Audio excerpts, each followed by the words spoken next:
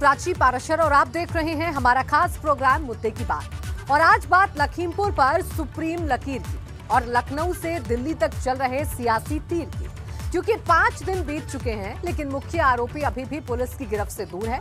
और अब अखिलेश यादव समेत सभी विपक्ष के नेताओं ने साफ कर दिया है कि जांच से पहले केंद्रीय मंत्री अजय मिश्र टेनी का इस्तीफा हो, क्योंकि अगर अजय मिश्र टेनी मंत्री रहेंगे तो पुलिस जांच करेगी या मंत्री को सल्यूट करेगी। ये रिपोर्ट देखिए।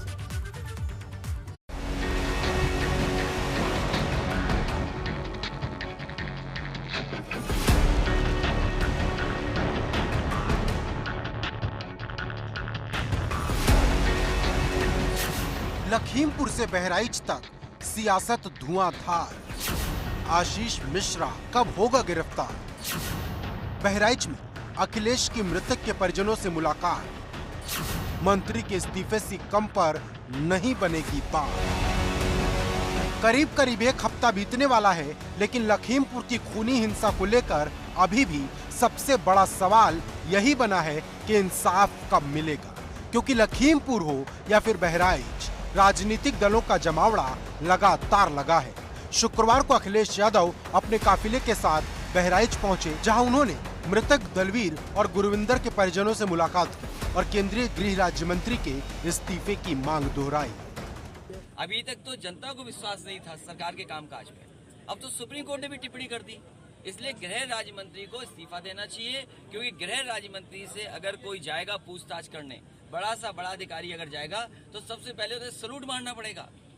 जो सलूट मारेगा अधिकारी वो क्या निष्पक्ष जांच करेगा? सुप्रीम कोर्ट के बाद कुछ सरकार जागी है, जांच क्या होगी, हमें उम्मीद है कि न्याय मिलेगा और जो दोषी हैं उन्हें सरकार तुरंत भेजे। सवाल है इन परिवारों को न्याय मिलेगा कि नहीं मिलेगा। लोकतंत्र में और समाजवादी पार्टी का लक्ष्य है कि लोगों को न्याय मिले। न्याय के लिए लड़ना समाजवादी पार्टी का सिद्धांत है और लड़ते रहेंगे। गौरतलब है कि जब से लखीमपुर में हिंसा हुई, अखिलेश यादव सूबे की सरकार पर हमलावर हैं और जिस तरह से अब उन्होंने अपने इरादे साफ किए हैं कि उन्हें केंद्रीय मंत्री के इस्तीफे से कम कुछ भी मंजूर नहीं, उससे सवाल बड़ा हो गया है कि विपक्ष ने केंद्रीय गृह राज्य मंत्री अजय मिश्र टेनी के इस्तीफे को ही बड़ा मुद्दा बना लिया है, क्योंकि यही बात बहराइच से प्रियंका गांधी और आप नेता संजय सिंह भी कह चुके हैं। गृह राज्य मंत्री से अगर कोई जाएगा पूछताछ करने, बड़ा सा बड़ा अधिकारी अगर जाएगा तो सबसे पहले तो सलूट मारना पड़ेगा। जो सलूट मारेगा अधिकारी वो क्या निष्पक्ष जांच करेगा? सब एक ही चीज स्पष्ट कह रहे हैं, उनको मुआवजे से कोई मतलब नहीं है, उनको किसी और राहत से कोई मतलब नहीं है, वे न्याय चाहते हैं। चाहते हैं कि जो मंत्री हैं, जो गृह राज्य मंत्री हैं, वे इस्तीफा दें, उनको बर्खास्त किया जाए और जो अपराधी हैं उनको गिरफ्तार किया जाए। क्या आगे हमारी बहुत साफ तौर पे मांग है। 5 परिवारों से मैं मिला हूं। रमन कश्यप जी जो पत्रकार थे उनके परिवार से भी मिला, लवप्रीत सिंह जी के परिवार से मिला, नक्षत्र सिंह जी के परिवार से मिला, आज यहाँ दलजीत सिंह जी के और गुरविंदर सिंह जी के परिवार से मिला। सबका एक स्वर में कहना था मंत्री की बर्खास्तगी होनी चाहिए और उसके बेटे की दोषियों की गिरफ्तारी होनी चाहिए। और बड़ा सवाल यह है कि विपक्ष के दबाव के आगे क्या केंद्रीय मंत्री का इस्तीफा होगा? वहीं एक सवाल आरोपियों की गिरफ्तारी का भी है, क्योंकि अभी तक पुलिस सिर्फ लवकुश और आशीष पांडे को ही गिरफ्तार कर पाई है, लेकिन मुख्य आरोपी अजय मिश्र टेनी का बेटा आशीष मिश्र अभी तक फरार है, जिसके नेपाल भाग जाने की बात कही जा रही है। वही बता रहे थे वो कि गृह राज्य मंत्री मत समझिए, विधायक सांसद मत समझिए, हमें समझिए जिससे नेपाल के हमारे बहुत अच्छे संबंध रहे हैं। अब तो भारत सरकार को हस्तक्षेप करना पड़ेगा। अब ये यूपी की सरकार, बाबा मुख्यमंत्री जी नेपाल में कुछ नहीं कर सकते। जबकि आशीष की पेशी के लिए दूसरी बार समन भेजा जा चुका है। अब चौतरफा बढ़ रहे दबाव के बाद केंद्रीय मंत्री अजय मिश्र टेनी ने सामने आकर साफ किया कि उनका बेटा आशीष शनिवार को पेश हो जाएगा। आज जो है, आज उन्होंने कल जैसे नोटिस वो अगर किसी को देते तो ले लेता, उन्होंने घर में किसी को कहा नहीं नोटिस लेने को, उस घर में अकेले वही नहीं रहते। अगर आप वहां पर बुलाकर देते तो नोटिस चस्पा करके फिर भी हम लोगों ने उसको मान लिया, लेकिन आज कुछ उनका स्वास्थ्य गड़बड़ था, उन्होंने उसको लिख करके भेजा है और लिखित रूप से कहा है मैं अपना सबूत पेश करना चाहता हूँ कथन दूंगा, अभिकथन दूंगा, साक्ष्य दूंगा, इलेक्ट्रॉनिक साक्ष्य दूंगा, सब मेरे पास है। मुझे अगला जो समय आप देंगे उसको हम करेंगे। लेकिन सवाल जांच का है और निष्पक्ष जांच का भी, क्योंकि जब निष्पक्ष जांच होगी तभी पीड़ितों को सही मायने में इंसाफ मिलेगा और तभी साफ होगा कि 3 अक्टूबर की खूनी हिंसा किसकी शैतानी साजिश थी। बहराइच से नीतीश पांडे, लखीमपुर से विवेक त्रिपाठी और लखनऊ से शैलेश अरोड़ा और अनुभव शुक्ला के साथ bureau report ABP Ganga. Lakhimpur पर जो बात अब तक सब बोलने से बच रहे थे, वो चुभने वाली बात देश की सर्वोच्च अदालत ने कह दी। शुक्रवार को सुप्रीम कोर्ट में लखीमपुर मामले की सुनवाई के दौरान सुप्रीम कोर्ट ने कहा कि वो अब तक की कार्रवाई से बिल्कुल संतुष्ट नहीं है और इस केस की जांच निष्पक्ष तरीके से होगी, इस पर भी उसे डाउट है। सुप्रीम कोर्ट ने यूपी सरकार की तरफ से दलील दे रहे हरीश साल्वे की सभी दलीलों को खारिज कर दिया और कह दिया कि आरोपी आरोपी होता है, इसमें भेदभाव बर्दाश्त नहीं होगा।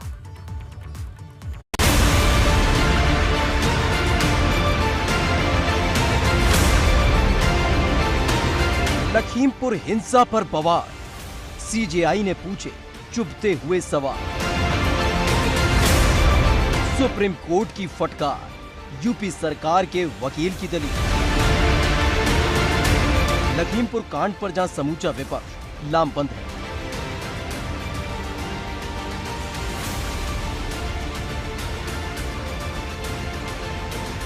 वहीं दूसरी तरफ देश की सर्वोच्च अदालत लखीमपुर की हिंसा पर एकदम सख्त है। गुरुवार को सुनवाई के बाद शुक्रवार को भी सुप्रीम कोर्ट में लखीमपुर हिंसा की सुनवाई हुई, जहां यूपी सरकार की तरफ से वरिष्ठ वकील हरीश साल्वे ने सरकार का पक्ष रखते हुए कई दलीलें दी, तो वहीं चीफ जस्टिस ऑफ इंडिया ने कई चुभते हुए सवाल भी पूछे।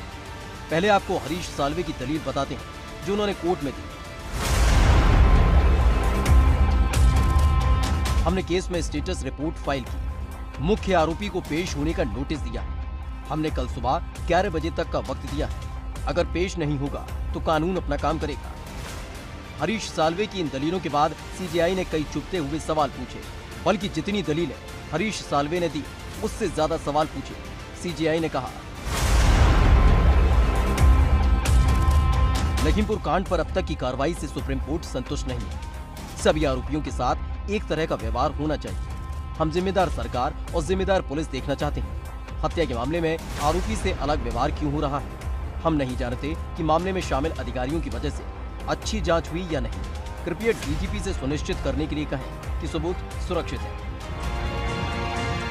गौरतलब है कि लखीमपुर की निष्पक्ष जांच को लेकर सुप्रीम कोर्ट एकदम नजर बनाए हुए है। अब इस मामले की अगली सुनवाई 20 अक्टूबर को होगी, लेकिन जिस तरह से सुप्रीम कोर्ट ने सबूतों की बात कही है, उससे साफ कर दिया है कि सबूतों से खिलवाड़ न हो और आरोपी को आरोपी की तरह ही ट्रीट किया जाए, जिस पर कोर्ट में हरीश साल्वे को साफ करना पड़ा कि जो भी कमी है शनिवार तक पूरी हो जाएगी। हरीश साल्वे के इस कमिटमेंट के कुछ देर बाद ही आरोपी आशीष मिश्रा को प्रशासन की ओर से दूसरा नोटिस दिया गया, जो केंद्रीय गृह राज्य मंत्री अजय मिश्रा टेनी के लखीमपुर वाले घर के बाहर चस्पा किया गया, जिसमें शनिवार सुबह 11 बजे तक आशीष मिश्रा को क्राइम ब्रांच के सामने पेश होने को कहा गया है।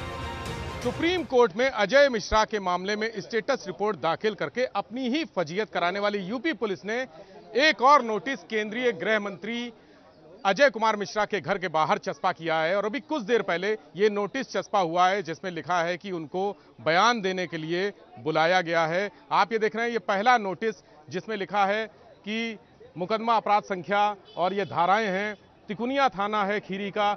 इसमें उनसे जो आशीष मिश्रा है कहा गया है कि दिनांक 8/10/2021 को सुबह 10 बजे यानी आज की तारीख में उनको अपराध शाखा कार्यालय रिजर्व पुलिस लाइन में व्यक्तिगत रूप से प्रस्तुत होकर वस्तु, लिखित, मौखिक अथवा इलेक्ट्रॉनिक साक्ष्य प्रस्तुत करने के लिए कहा गया था। लेकिन अजय मिश्रा सुबह 8 बजे कोतवाली नहीं पहुंचे, पुलिस लाइन नहीं पहुंचे और कहीं भी उनका पता नहीं चल रहा है। आशीष मिश्रा को दूसरा नोटिस जारी किया गया है। इससे पहले भी उसे एक नोटिस दिया जा चुका है, लेकिन अगर वो इस नोटिस पर हाजिर नहीं हुआ तो उसकी मुश्किलें और ज्यादा बढ़ जाएंगी। और इस बात का एहसास कहीं ना कहीं खुद अजय मिश्र टेनी को भी है, जिन्होंने लखनऊ में साफ कर दिया कि उनका बेटा शनिवार को हर हालत में 11 बजे तक पेश हो जाएगा।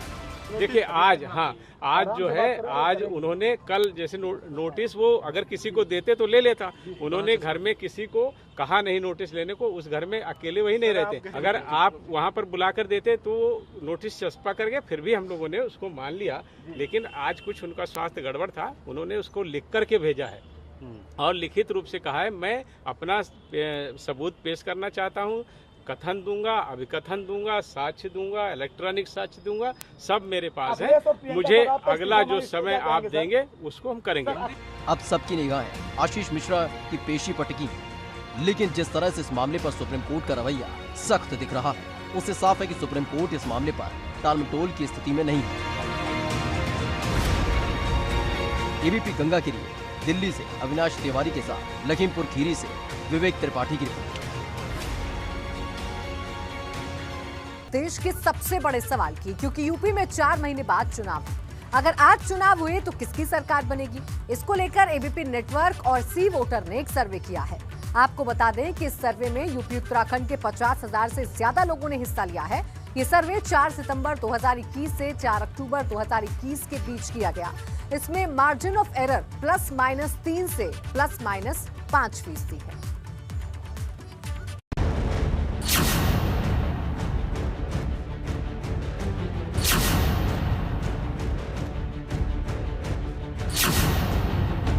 देश का सबसे बड़ा सूबा उत्तर प्रदेश, यहाँ की 403 विधानसभा की सीट पर पूरे देश की निगाहें टिकी हुई हैं। सबके जहन में एक ही सवाल है कि इस बार यूपी में क्या होगा, क्योंकि 4 महीने बाद चुनाव है। लेकिन अगर आज चुनाव हुए तो यूपी में किसकी सरकार बनेगी, प्रदेश की जनता किसे चुनेगी, ये जानने और समझने के लिए एबीपी सी वोटर ने जनता के बीच जाकर लोगों के मूड को समझा है, जिसमें सबसे बड़ा सवाल उन मुद्दों का था जिस पर आने वाले चुनाव में प्रदेश की जनता वोट करेगी। जब हमने जनता से पूछा कि यूपी में वो कौन से मुद्दे हैं, तो जनता ने 5% भ्रष्टाचार का मुद्दा बताया, तो वहीं सबसे बड़ा मुद्दा 30% बेरोजगारी को बताया, 25% महंगाई को मुद्दा बता रहे हैं, तो वहीं 3% लोगों ने किसानों से जुड़े मुद्दे को सबसे बड़ा मुद्दा बताया।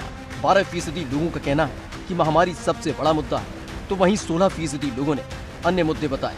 लेकिन 9% लोग ऐसे भी थे जिन्होंने कहा कि हम कुछ कह नहीं सकते। मतलब यूपी में जनता के लिए बेरोजगारी और महंगाई बड़े मुद्दे हैं। वहीं हमने जब जनता से पूछा कि वो यूपी सरकार के कामकाज से कितने संतुष्ट हैं, तो 40% लोगों ने कहा कि वो बहुत संतुष्ट हैं।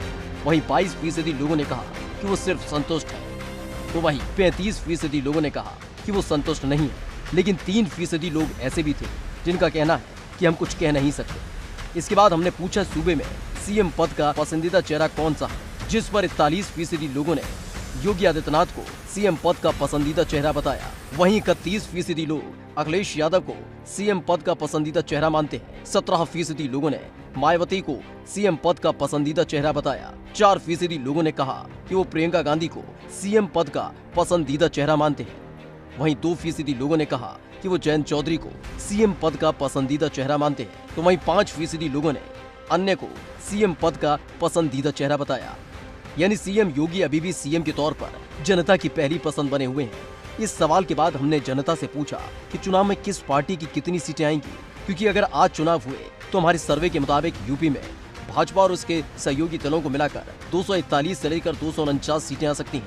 तो वहीं समाजवादी पार्टी और उसके सहयोगियों की 130 से 138 के बीच सीटें आ सकती हैं। तो वहीं बसपा की 15 से 19 सीटें आने का अनुमान है। वहीं कांग्रेस की 3 से 7 सीटें आने का अनुमान है, जबकि अन्य 0 से 4 सीटों तक सिमट कर रह सकते हैं। सर्वे के मुताबिक यूपी में भाजपा बहुमत के आंकड़ों को आसानी से छूती नजर आ रही है।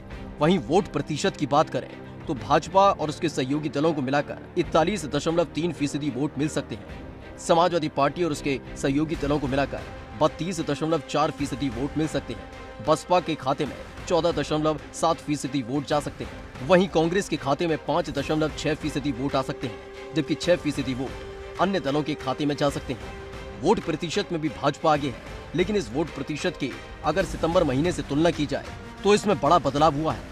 इसे हम आपको आंकड़ों के जरिए समझाते हैं। भाजपा और उसके सहयोगी दलों को सितंबर 2021 के सर्वे के मुताबिक 41.8% वोट मिलने जा रहे थे, लेकिन अक्टूबर 2021 का सर्वे बताता है कि 41.3% वोट भाजपा और उसके सहयोगी दलों को जा सकते हैं, यानी -0.5%। वहीं समाजवादी पार्टी उसके सहयोगी दलों की बात करें तो सितंबर 2021 का सर्वे बताता है कि 30.2% वोट मिल सकते थे, लेकिन अब अक्टूबर 2021 का ताजा सर्वे बताता है कि समाजवादी पार्टी और उसके सहयोगी दलों के खाते में 32.4% वोट जा सकते हैं। वहीं बसपा की अगर बात करें तो सितंबर 2021 का सर्वे बताता है कि 15.7% वोट बसपा के खाते में जा रहे थे, लेकिन अब अक्टूबर 2021 का सर्वे बताता है कि बसपा के खाते में 14.7% वोट जा सकते हैं। वहीं अगर बात कांग्रेस की करें तो सितंबर 2021 का सर्वे बताता है कि 5.1% वोट कांग्रेस के खाते में जा रहे थे, लेकिन अक्टूबर 2021 का ताजा सर्वे बताता है कि कांग्रेस के खाते में 5.6% वोट जा सकते हैं। वहीं अगर बात अन्य की जाए तो सितंबर 2021 के सर्वे के मुताबिक 7.2% वोट अन्य दलों के खाते में जा रहे थे, लेकिन अक्टूबर 2021 का ताजा सर्वे बताता है कि 6% वोट अब अन्य पार्टियों के खाते में जा सकते हैं। मतलब एक महीने में जहां भाजपा की ग्राफ में 0.5% की कमी आई है, जबकि समाजवादी पार्टी 2.2% बढ़ती नजर आ रही है। ध्यान रहे, ये एक महीने का अंतर है। आने वाले दिनों में ये अंतर और भी ज्यादा बढ़ या घट सकता है, लेकिन अभी स्थिति एकदम भाजपा के साथ नजर आ रही है। न सिर्फ सीएम की पसंद के तौर पर योगी, बल्कि भाजपा की सरकार भी बनती नजर आ रही है। Bureau report, ABP Ganga.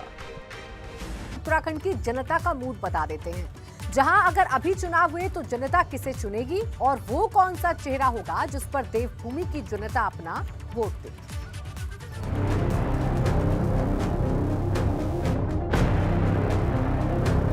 4 महीने बाद उत्तराखंड में विधानसभा चुनाव है, लेकिन अगर उत्तराखंड में अभी चुनाव हुए तो प्रदेश की जनता की पहली पसंद कौन होगा और किसकी सरकार बनेगी, इसको लेकर एबीपी गंगा सी वोटर ने जनता के बीच जाकर लोगों के मूड को समझने की कोशिश की, जिसमें सबसे बड़ा सवाल प्रदेश के मुद्दे का था, जिस पर 11% लोगों ने भ्रष्टाचार को सबसे बड़ा मुद्दा बताया। वहीं सबसे ज्यादा यानी 40% लोगों ने बेरोजगारी को सबसे बड़ा मुद्दा माना है। 12% लोगों ने महंगाई को सबसे बड़ा मुद्दा बताया, तो वहीं किसी ने भी किसानों से जुड़े मुद्दे को बड़ा मुद्दा नहीं बताया।